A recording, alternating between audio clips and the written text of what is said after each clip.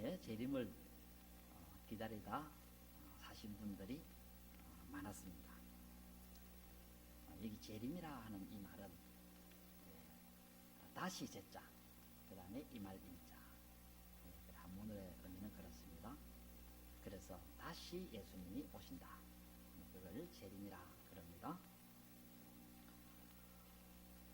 고린도전서 1장 7절에 보시면 고린도 교인들도 예수님의 재림을 고대하고 살았다 하고 언급하고 있습니다.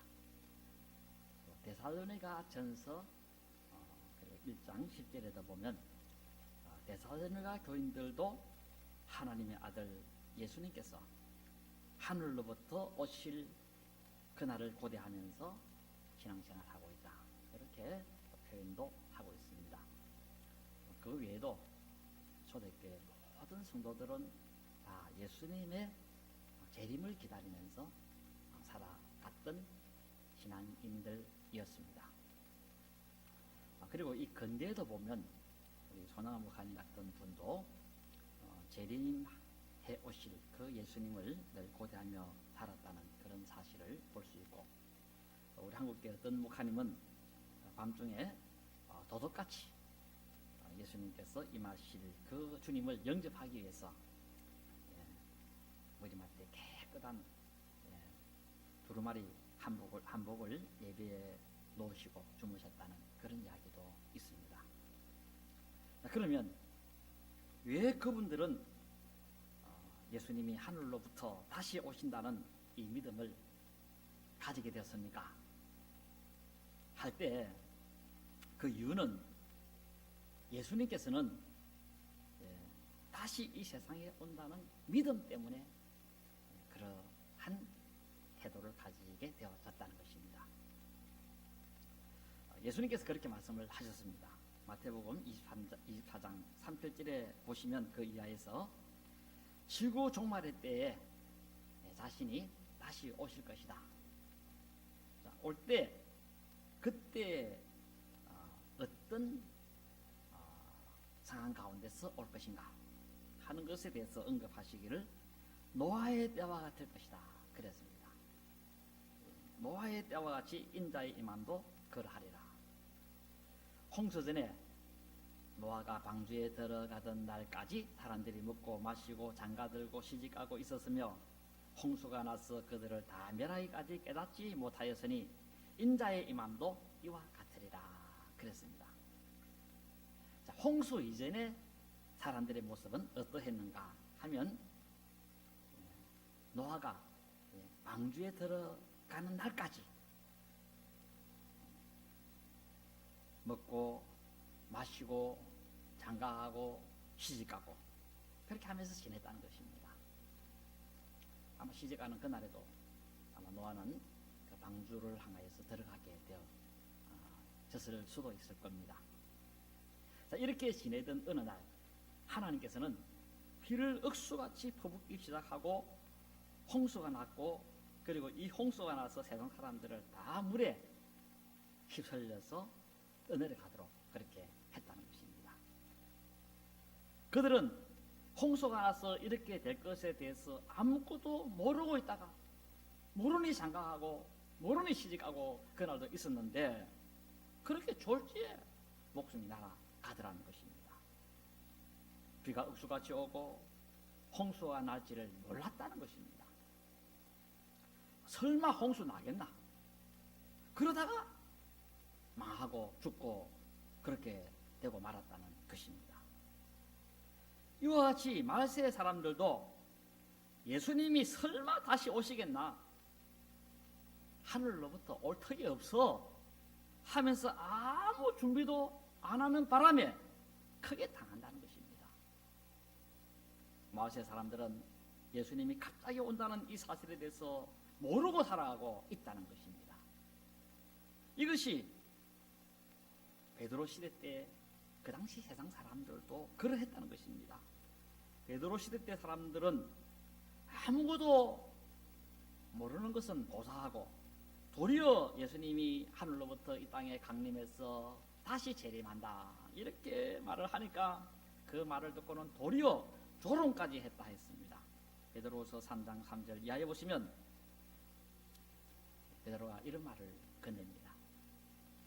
곧 마지막 시대에 자기의 욕망대로 사는 사람들이 일어나서 믿는 사람들을 비웃으면서 하는 말이 그리스도가 다시 온다는 약속은 어떻게 되었는가? 그 약속을 기다리던 선배들도 죽었고 그 모든 것이 창조 이래로 조금 더 세상이 달라진 것이 없지 않느냐 하면서 재림이 있을 것이다 하는 교인들의 말을 비꼬으면서 그렇게 조롱을 하였다는 것입니다. 그들은 말하기를 옛날부터 그리스도가 다시 온다 하는데 오긴 뭘 와? 그리고 만물은 처음부터 창조될 때부터 그대로 지금 이 세상에 있는데 무슨 불심판이 임한다고 호들갑이냐? 세상이 불로 심판받아서 불바다가 된다고 하는데 그따위 소리 집어치워라 그렇게 하고 있다는 것입니다. 바로 이 베드로 시대 때도 재림에 대한 신앙을 비판하고 부인하고 그리고 이 말세 이 세상 심판에 대해서 비판한 사람들이 많았는데 그러나 베드로는 이에 대해서 현혹되지 말고 유혹받지 말고 그리고 그 사람들의 말에 귀를 기울이지 말고 그리스도의 재림은 분명하고 확실하니까 재림신앙에 대해서 굳건한 믿음을 가지고 준비하며 예비하며 살도록 그렇게 권하였다는 것입니다. 그리고 또 베드로는 재림신앙이 확실하다는 사실을 심어주기 위해서 오늘 본문에서 두 가지 증거를 제시하고 있습니다. 왜 재림이 분명한가? 두 가지 증거를 제시하는데 오늘 본문에서 그렇게 말씀합니다. 첫째는 뭐냐 하면 예수님은 인간만이 아니라 하나님의 아들이기 때문에 재림한다는 것입니다. 예수님은 하나님의 아들이라는 것입니다. 여기에 대한 증거로 자신은 3년 반 동안 예수님을 따라다니면서 확실하게 봤다는 것입니다. 사도 요한도 그분이 하나님의 아들이라는 사실에 대해서 직접 눈으로 봤고 그리고 손으로 만져봤다고도 그렇게 말씀하고 있습니다. 하나님을 직접 만져봤다. 그러면서 베드로는 다 이야기할 수는 없고 한 가지만 딱 소개를 하는데 이 소개하는 이 이야기 내용도 있지도 않는 사실을 교묘하게 꾸며서 하는 말이 아니라는 것입니다. 우리는 그의 위험을 친히 봤다는 것입니다. 시간상 말은 못하고 한 가지만 다시 소개하는데 그 내용은 마태복음 17장에 나오는 것으로서 거기 보시면 한 번은 예수님과 그리고 베드로 자신과 요한과 야고보 이 네 분이 높은 산에 올라갔던 때가 있었습니다. 그 산에서 잠깐 문물을 떼었는데 그런데 그때 베드로는 굉장한 광경을 하나 목격을 합니다. 뭘 목격하니까 그 산에서 예수님의 모습을 딱 보는데 갑자기 예수님의 모습이 확 변하더라는 것입니다. 소름이 끼칠 만큼 예수님의 모습이 변하는데 얼굴이 해처럼 빛나더라는 것입니다. 해처럼. 해를 봤죠. 해를 보면 못 보지 않습니까? 그만큼 예수님의 얼굴이 광채가 아마 해 같은 그런 광빛이 비쳐서 아마 베드로가 못 본 걸로 봅니다. 그리고 예수님이 입고 있던 그 옷이 빛깔이 얼마나 휘어지는지 빛처럼 그 옷이 휘어진 것을 보게 되어졌던 것입니다. 그런데 더 신기한 것은 이것만이 아니라 그때 모세와 엘리야도 나타나더라는 것입니다. 이 베드로만 본 게 아닙니다. 요한도 봤고 그리고 요한의 형님 야고보도 봤고 다 봤습니다. 너무 진평경이 벌어진 것을 보게 되었다는 것입니다. 모세도 보고 엘리야도 보고 이게 어떻게 가능할 수 있습니까? 현실 세계에서. 그런데 이런 놀라운 사실을 보게 됐다. 이건 내가 꾸민 이야기가 아니다. 교묘하게 내가 너희들에게 속임수로 하는 말이 아니다. 직접 내가 거기서 봤다. 너무 신기해서 입이 벌어지고 기절초풍할 만한 그 놀라운 그 일이 순식간에 일어나는데, 그래서 내가 예수님께 이런 말을 했다 했습니다. 무슨 말을 베드로가 했나니까, 주님, 우리가 여기 있는 것이 좋겠습니다. 당신이 원하신다면 내가 여기에다가 초막셋을 지어서 하나는 주님을, 하나에는 모세를, 하나는 엘리야를 모시겠습니다 하고 말을 했는데, 그 말하는 바로 그때 어디서 나타났는지 전혀 예상치 못한 하늘에 빛난 구름이 순식간에 몰려와서는 이 세 분을 예수님과 엘리야와 모세를 구름이 확 덮어버리더랍니다. 그거 지금 광경 본 것을 지금 이야기를 하는 겁니다. 그러니까 이제 구름 속에 감추어진 그 세 분은 볼 수가 없었던 겁니다. 아주 신기한 구름이었는데, 그런데 그 구름 소리가 들리더라는 것입니다. 그 소리가 누구의 소리냐 하니까 최고의 영광을 지르신 하나님의 음성이었다는 것입니다.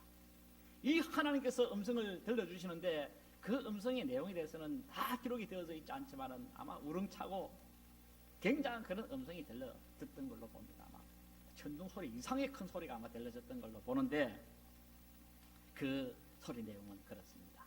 이는 내 사랑하는 아들이요 내 기뻐하는 자니 너희들은 저의 말을 들어라 하는 그런 음성이 들려왔다는 것입니다. 이 소리를 듣자마자 그 세 명은 졸도할 만큼 돼버렸다 그랬습니다. 졸도할 만큼. 그래서 그냥 엎드러집니다. 사람이 졸도할 정도 되면 엎드리지 않으면 죽도록 되어 있습니다. 심장의 기능이 마비되기 때문에 그냥 후쑥 내려앉아 버립니다. 그래서 내려앉았고 머리를 땅에 대고 두려워서 벌벌 떨고 있는데, 그런데 예수님께서는 구름 속에서 나와가지고는 제자들에 가까이 와서 손을 대십니다. 아마 이때 베드로 어깨에 손을 대지 않았을까 싶은데, 그리고 하시는 말씀이 무수하지 말고 일어나거라, 그렇게 말을 하시더라는 것입니다. 그러자 이에 그 소리에 제자들이 고개를 들고 쳐다보는데 두 명은 언데간데 없고 예수님 혼자만 보이시더라, 그렇게 말하고 있습니다. 이게 어찌된 영문이냐 하면 그렇습니다. 빛난 구름이 세 사람을 덮었습니다. 그런데 빛난 구름이 덮이고 이내 모세와 엘리야는 그 구름 속에서 사라지고 떠나버렸습니다. 근데 구름 속에는 누가 있습니까? 예수는 혼자 보입니다. 이때 하나님께서는 구름 속에서 소리를 제자들에게 들려준 것입니다. 바로 이 사람이 내 사랑하는 아들이고 내 기뻐하는 자다. 그러니 너희들은 저의 말을 들어라 하고 하나님께서 그렇게 말씀을 하셨다는 것입니다. 바로 베드로의 경험이 이겁니다. 예수님은 하나님의 아들이라는 것입니다.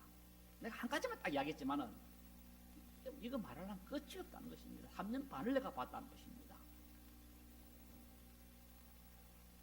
이렇게 장엄한 가운데서 신이 예수님을 하나님의 아들이라 하고 하나님이 직접 말하는 그 음성을 우리가 들었다는 것입니다. 그러므로 예수님이 하나님의 아들이라고 한다면 재림 못할 이유가 뭐가 있나? 라는 것입니다. 자꾸 예수님은 재림할 수 없다 하는데 못하기 뭘 못하느냐? 예수님이 하나님 아들인데,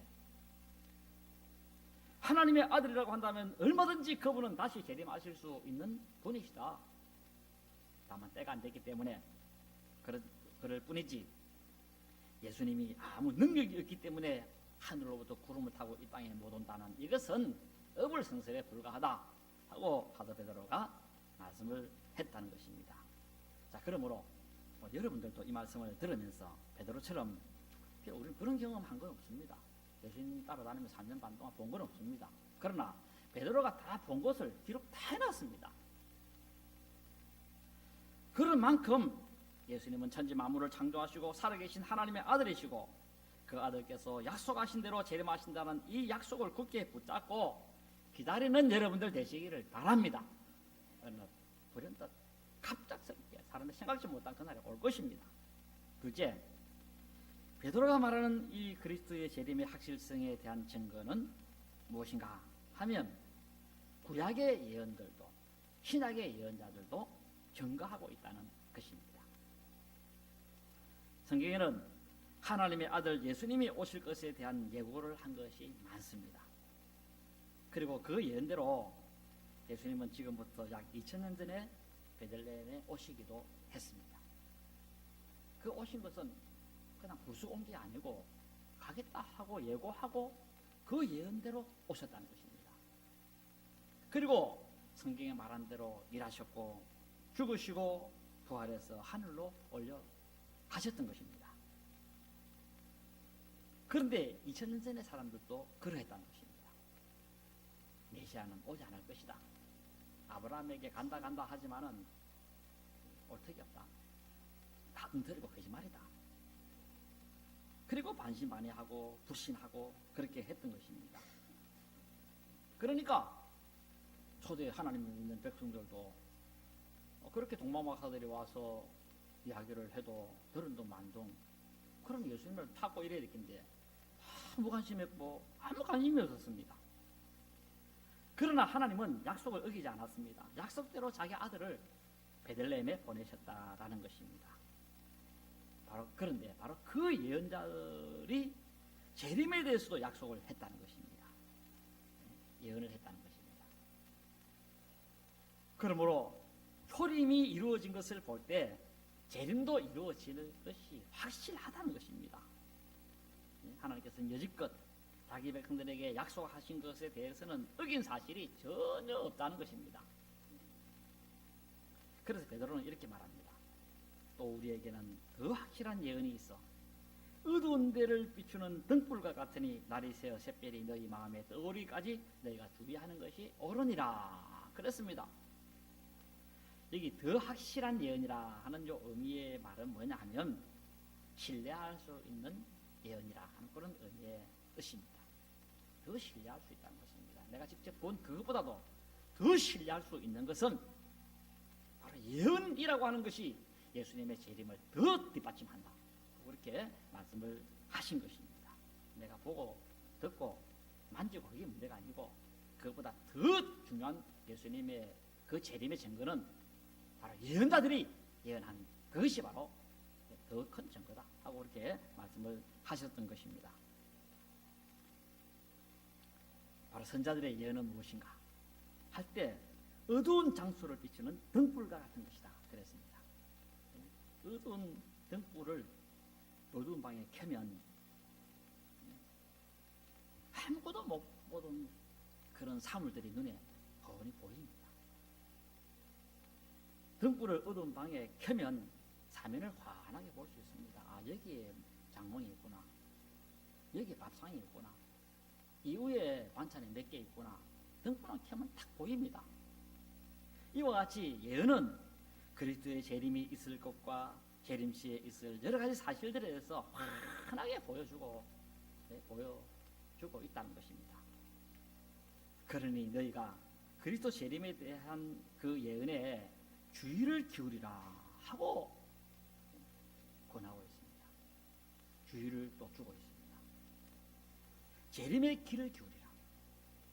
그리스도의 재림에 주목해 보라는 것입니다. 그럼 언제까지 귀를 기울여야 하는가 하면 그것은 날이 새어 너희 마음에 떠오르기까지 그렇게 하라 하고 이렇게 말씀하고 있습니다. 날이 셀 때까지, 동이 터오를 때까지, 날이 밝아올 때까지 그렇게 하라는 것입니다. 그리고 그뿐 아니라 샛별이 떠오르기까지 너희 마음으로 재림에 대하여 주목하라는 것입니다. 여기 샛별이 떠오르기까지, 날이 동틀 때까지 하는 이 말씀은 뭐냐 하면 재림에 대해서 관심을 가지라는 것입니다. 여러분들 재림에 대해서 관심을 가지시기를 바랍니다. 주님 오실 때 가까이 왔기 때문에 그렇습니다. 밤을 새면서 재림에 관한 예언의 말씀을 좀 깊이, 좀 주의 깊게 좀 보고 마음에 좀 묵상하면서 준비 좀 하라는 것입니다. 그런데 이렇게 예언의 말씀을 주목하면서 예언의 말씀을 예수님의 재림에 대한 예언의 말씀을 살필 때 베드로 사도는 한 가지 주의를 해라 하는 사항을 하나 기록하고 있습니다. 그게 이제 20절 내용인데 그 20절에 보면 성경의 모든 예언은 사사로이 풀면 안 된다는 것입니다. 사사로이. 모든 경의 예언은 헬라어로 말해본다면 파사, 프로페이테야, 그라페스라는 이 단어들인데 모든 성경에 있는 하나님의 뜻 하는 그런 뜻이 있습니다. 성경에는 예언에는 하나님의 뜻을 말한 것이 기록되어서 있다는 것입니다. 그러니 이것을 사사로이 풀면 안 된다는 것입니다. 여기 사사로이 풀다라는 요 단어의 의미는 뭐냐면은 독특한 설명을 하면 안 된다는 것입니다. 독특한 설명. 독특한 설명하라고 성경 말씀 예언을 한 게 아닙니다. 성경은 하나님의 뜻을 말한 것이기 때문에 그 의미와 다르게 해석하면 안 된다는 것입니다. 사사로이 풀면 안 된다는 것입니다. 자기의 임의로 해석을 하면 안 된다는 것입니다. 그 예언을 자기 마음대로 해석하면 안 된다는 것입니다. 자기 멋대로 해석해서는 안 된다는 것입니다. 하나님의 뜻은 이런데 자기 임의대로 나는 이런 것 하면서 그렇게 해석을 하면 안 된다는 것입니다. 왜 안 됩니까? 할 때 그 이유는 21절입니다. 왜냐하면 그 예언은 언제든지 사람의 뜻으로 낸 것이 아니기 때문에 그렇다라는 것입니다. 왜 예언을 자기 마음대로 해석하면 안 되는가? 그 이유는 이 예언은 사람의 뜻으로 낸 것이 아니기 때문에 그렇다는 것입니다. 인간의 생각에서부터 나온 것이 아니기 때문에 그렇다는 것입니다. 도리어 예언은 뭡니까? 성령의 감동하심을 입은 사람들이 하나님께 받아 말한 것이기 때문에 임의로 자의로 독특하게 해석하면 안 된다 하고 경고를 하고 있습니다. 그렇게 해석하다가 망한다는 것입니다. 전하는 자도 망하고 듣는 자도 망하고. 자, 그러면 우리가 가지고 있는 성경, 여러분들 지금 성경책 다 가지지 않습니까? 가지고 있는 이 성경은 어떻게 기록이 되어졌을까 하는 여기에 대해서 사도 베드로가 설명해 주는 것이 있습니다.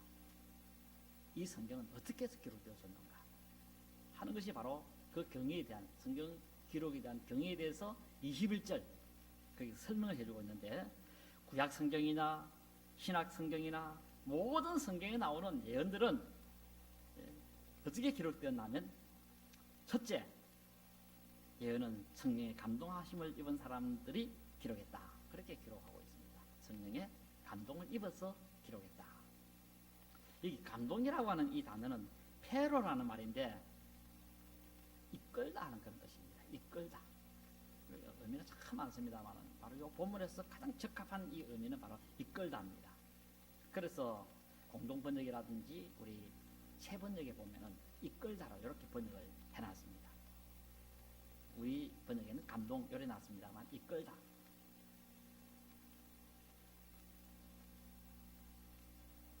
어떻게 예언이 기록되어졌는가 할 때 그 성경을 기록한 제자들이 자기의 마음에 격정이 일어나서 그리고 이상한 느낌이 들어서 한 것이 아니고 하나님의 영에 이끌려서 기록을 했다는 것입니다. 내 마음에 이끌려서가 아니고 하나님의 영에 이끌려서, 그래서 하나님께서 원하시는 대로 기록을 하게 되었었다는 것입니다. 그래서 성령님께서는 특별히 예언자들과 같이 하면서 그들을 이끌면서 하나님의 뜻을 정확하게 기록을 하게 했다는 것입니다. 혹시 엉터리로 기록하려고 하면 잘못 기록하지 않도록 성령님께서 간섭하고 주의를 주고, 그리고 바르게 기록하도록 그렇게 유도해 나가고, 그렇게 함으로써 이 성경 말씀이 기록되게 되어졌다는 것입니다. 혹시 단어 하나라도 이 단어를 설락하면 그 단어가 그 뜻에, 하나님 뜻에 부합하지 않으면 그 단어를 쓰지 못하게 만들고, 전치사 하나라도 접속사 하나라도 하나님 뜻이 잘못 전달되는 것이라면 수정하게 만들어서, 그래서 정확한 단어를 쓰게 하고 그렇게 성령님께서 이끌었다는 것입니다. 하나님의 영이 역사를 했다는 것입니다. 오늘 여러분들이 그래서 이 성경 말씀을 볼 때에 이 하나님의 영의 숨결이 이 속에 들어 있습니다. 바로 성경의 예언은 하나님의 영의 이끌림을 받은 사람들이 기록했다는 것을 기억하시고, 그렇기 때문에 성경의 예언들은 하나도 틀린 것이 없습니다. 왜? 하나님의 영이 역사했기 때문에 그렇습니다. 사람이 기록하면 그런 예언할 수가 없습니다. 그 두 번째는 성경의 예언들이 어떻게 기록되어졌는가 하면 하나님께 받아 기록을 했다는 것입니다. 하나님 성령의 감동을 입은 사람들, 즉 하나님께 이끌림을 받은 사람들이 하나님께 받아 말했다. 여기 받아서 말했다 할 때, 여기 받았다는 말은 전치사 아포라는 전치사인데, 그 의미는 기운과 근원을 말하는 것으로 뭐뭐로부터라는 그런 의미의 뜻을 가진다고 하겠습니다. 예언은 예언자가 하지만 그 예언자는 어떻게 해서 예언을 하게 되었나 하면 하나님이 이렇게 예언하라 했기 때문에 예언을 했다는 것입니다. 바로 예언의 기원은 바로 하나님에게서 시작된다는 것입니다. 예언의 제공자는 누구냐? 그 출처가 하나님에게서 나왔다는 것입니다. 예언의 시발점은 하나님으로부터라는 것입니다.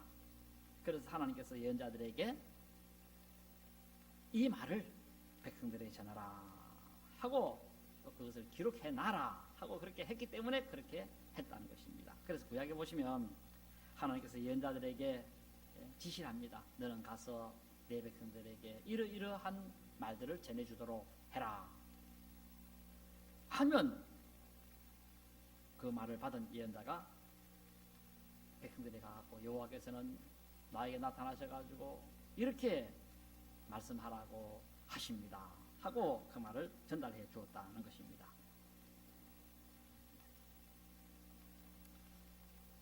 그럼 이걸 뭘로 알 수 있습니까?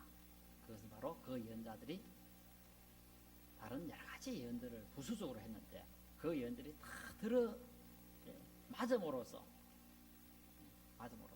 이걸 보니까 하나님께서 누구에게 보내서 이렇게 말씀하게 하신 것이 맞구나, 그렇게 알게 되어지게 되었다라는 것입니다. 그러니까 가짜 선자는 뭡니까? 하나님께서 이런 말씀을 당신들에게 주십니다 하는데 그 부수적으로 또 예언한데 그 예언들이 하나도 안 맞다는 것입니다. 또 맞다가 몇 개는 안 맞고 이런 것들은 다 거짓 선지자라, 이렇게 보시면 되겠습니다. 자, 이렇기 때문에 예언의 말씀을 잘 해석을 해야 한다는 것입니다. 성경에는 많은 양이 예언으로 되어 있습니다. 이게 이제 세상 경전하고 성경하고 좀 다른 것이 바로 이겁니다.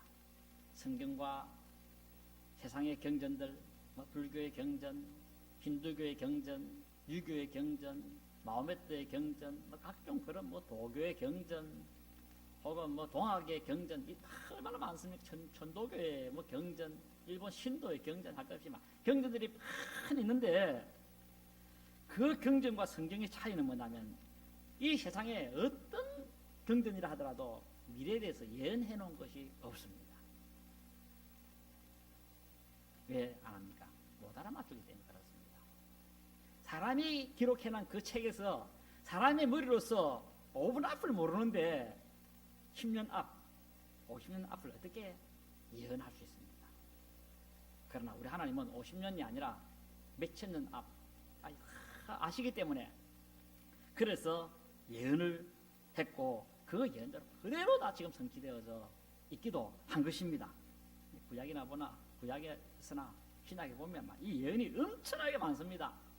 그 예언들이 지금 99% 다 이루어졌다는 그런 지금 신학자들의 이야기가 있습니다. 잘 이루어졌습니다. 하나님 아브라함을 통하여서 바다의 모래같이 너의 씨를 많게 해주겠다. 그리고 이 땅을 너에게 주겠다. 다 예언으로 되어진 거 아닙니까? 그 예언들이 하나하나 다 이루어졌다는 것입니다. 정말 참 신기하고 놀라운 것이라 할 수 있는데, 그러므로 왜 우리가 이 세상을 만들 때 그 만든 장소에 없음으로 그 장소에서 하나님이 세상 만든 것을 광경을 구경 못했음에도 불구하고 왜 만든 것을 아느냐 할 때 선지자들이 하나님께 말씀한 그것이 있기 때문에 그렇다라는 것입니다. 하나님께서 선지자들에게 내가 이 세상을 창조했다 하고 내 백성들에게 가르쳐라. 하나님 말씀하신 그것을 그대로 전달해 주었다는 것입니다. 그리고 백성들은 그 선자가 참말인지 아닌지 뭘로 알았습니까? 다른 걸 다 보니까 그 말도 맞더라는 것입니다.